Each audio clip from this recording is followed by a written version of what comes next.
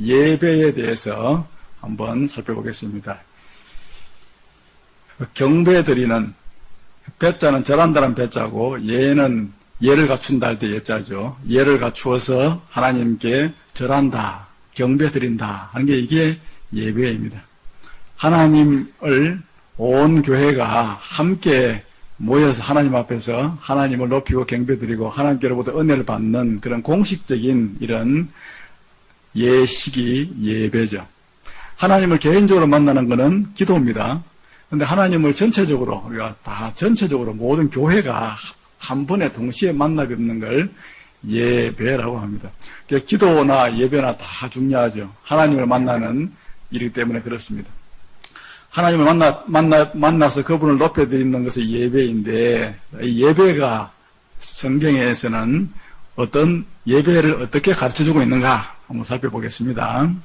이 예배는 전 교회적이다 하는 거죠. 우리 한 명 한 명이 예배 드린다고 하진 않습니다.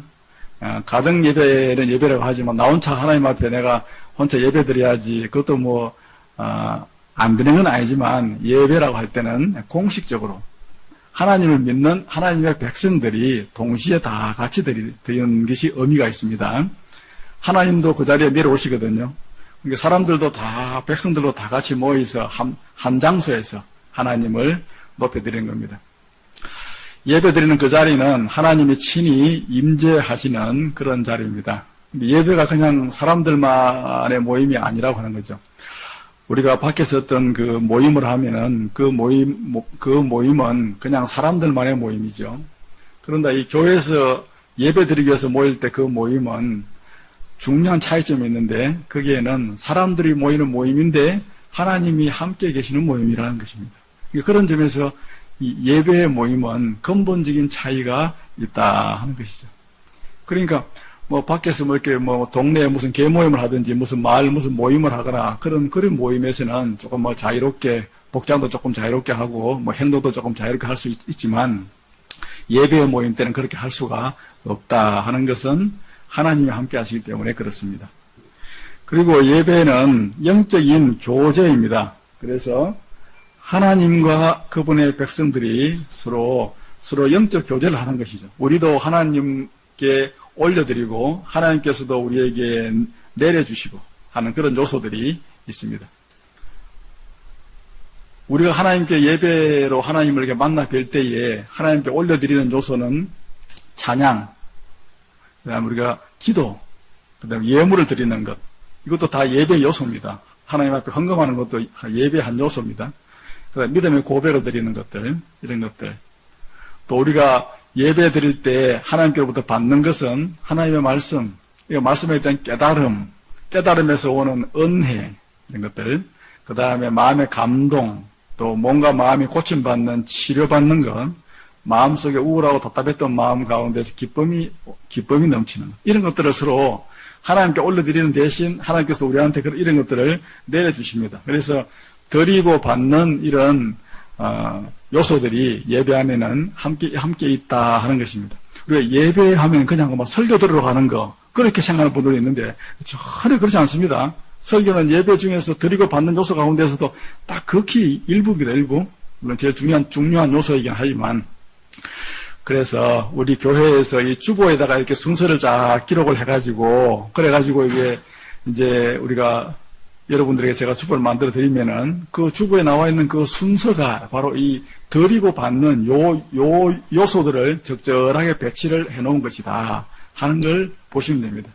대표기도 같은 경우는 올려드리는 거고, 설교 같은 것은 받는 거고, 예물 같은 것은 올려드리는 것이고, 이렇게 올려드리고 받고 올려드리고 우리가 받고 하듯이 하나님과 우리가 이 예배의 그 순서 속에서 서로 영적 교제를 하게 된다 하는 것을 말씀을 드릴 수 있습니다. 이 예배를 드릴 때는 가장 중요한 요소가 뭐냐 하면, 예수님이 말씀하셨는데 사마리아 수가성에서 우물가에서 그 예배, 어떻게 내가 하나님께 예배 드려야 됩니까? 라고 이렇게 갈급해하면서 물어보던 그 여인한테 하신 예수님의 대답이 있습니다.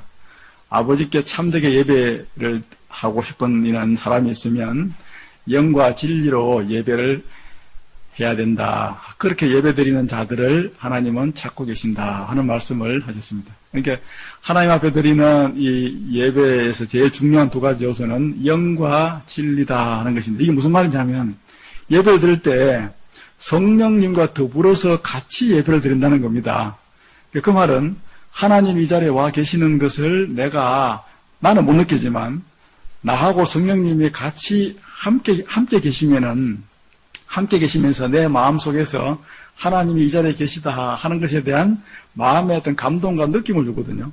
하나님의 말씀을 들을 때 그 말씀이 깨달아지는 그런 깨닫게 해주시는 그런 은혜를 주십니다. 이런 일들이 성령님의 임재하십니다. 찬양을 하거나 찬양을 보거나 할 때, 듣거나 할 때 마음에 감동을 주십니다. 그냥 이렇게 가만히 있어도 감동을 받기는 받지만은 그게 집중을 하면 성령께서 예배 중에 함께 하시거든요. 성령님과 더불어서 성령님과 함께 드리는 예배가 중요하다는 거예요. 그냥 나 혼자 머릿속으로 딴 생각하고 또 내가 예배에 집중하지도 않고 말씀을 듣지도 않고 막 또 졸음이 와가지고 너무 피곤해가지고 이렇게 졸고 있거나 그래가지고는 성령님과 함께 드리는 예배를 드릴 수가 없죠.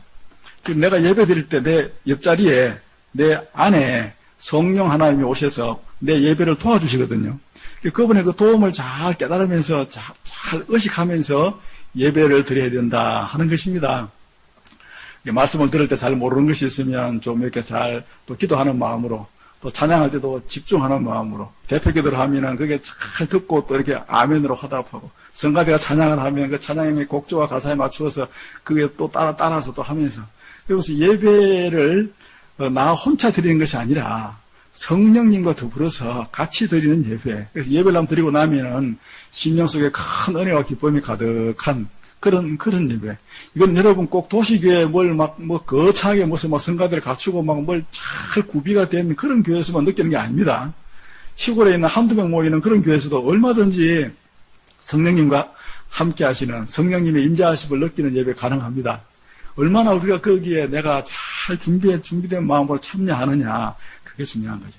평생을 우리가 예배 드리는 사람들인데 예배를 드리는데 가장 중요한 요소 성령님과 함께 예배를 드려야 된다는 거, 이 사실을 여러분들이 잘 기억을 해야 됩니다.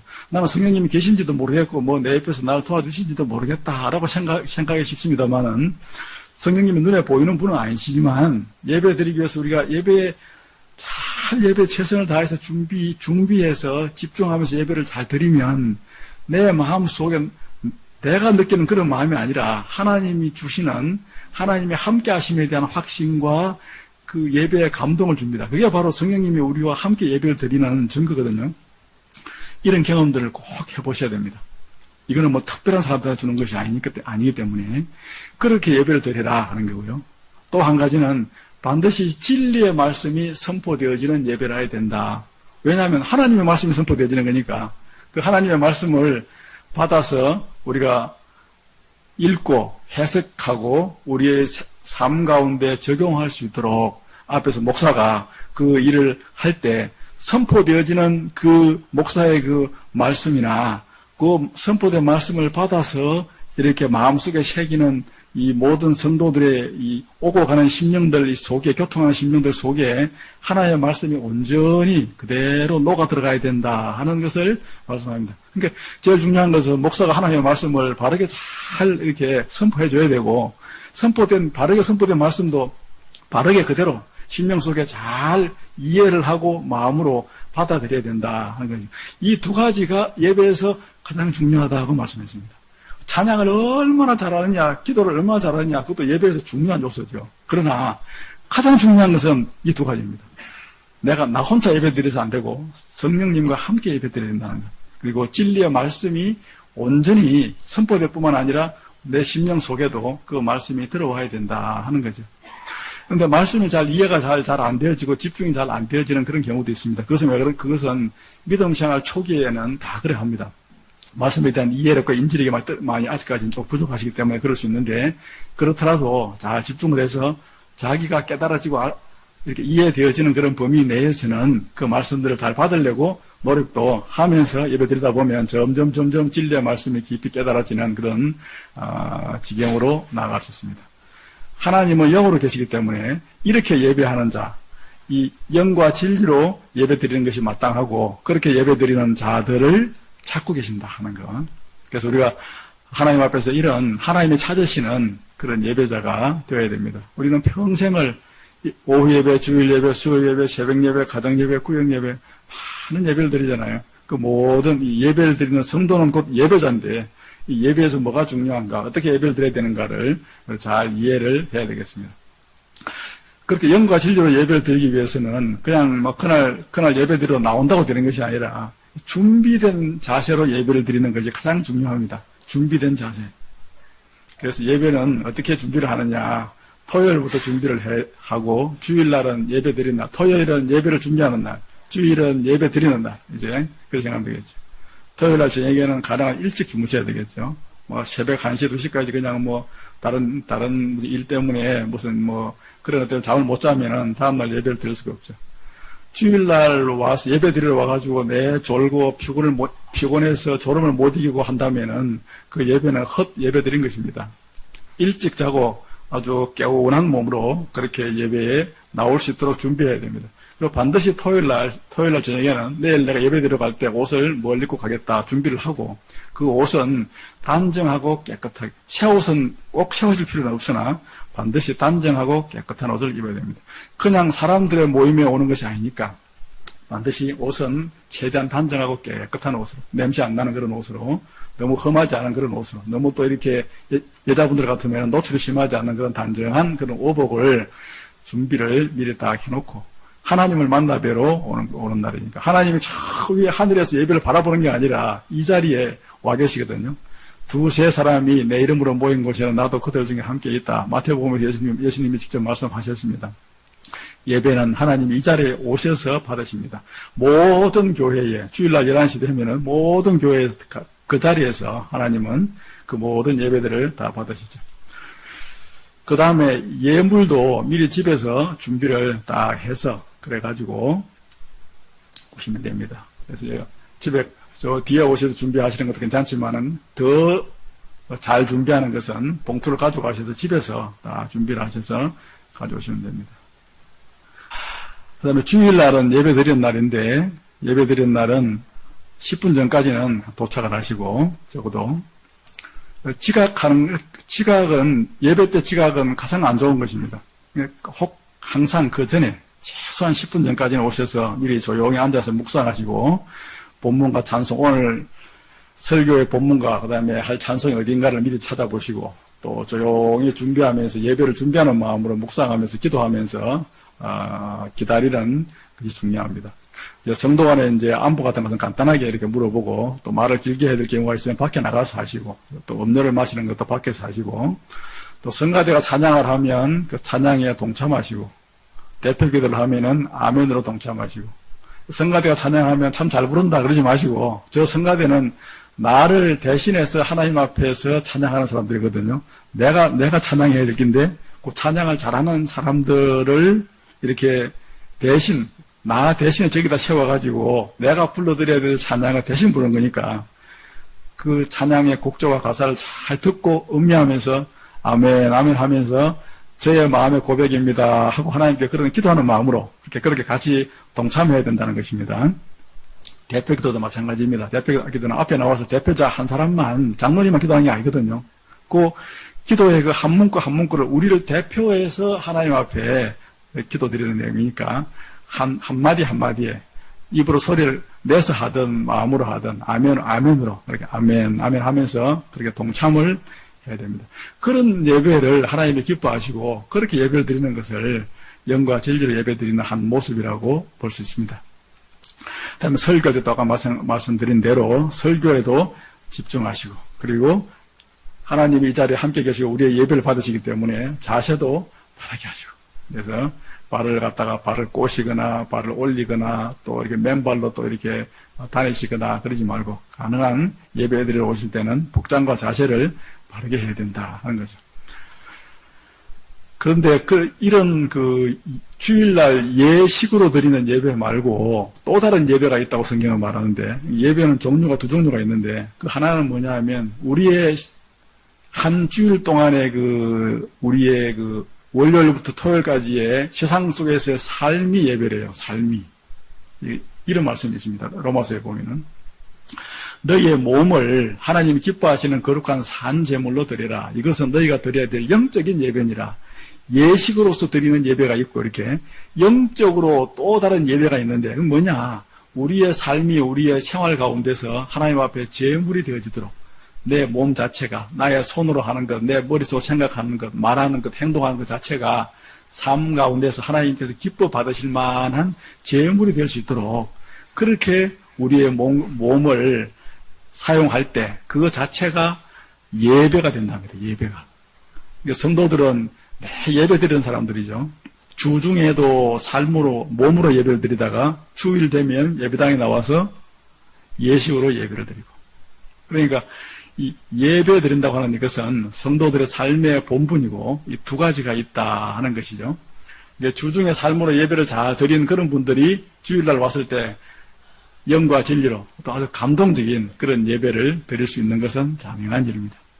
로마서 12장 1절에 제가 읽어보겠습니다. 그러므로 형제들아 내가 하나님의 모든 자비하심으로 너희를 권하노니 너희의 몸을 하나님이 기뻐하시는 거룩한 산 제물로 드리라. 이는 너희가 드려야 될 영적인 예배니라. 너희가 삶 가운데서 마땅히 드려야 될 영적인 예배니라 하는 말씀이죠.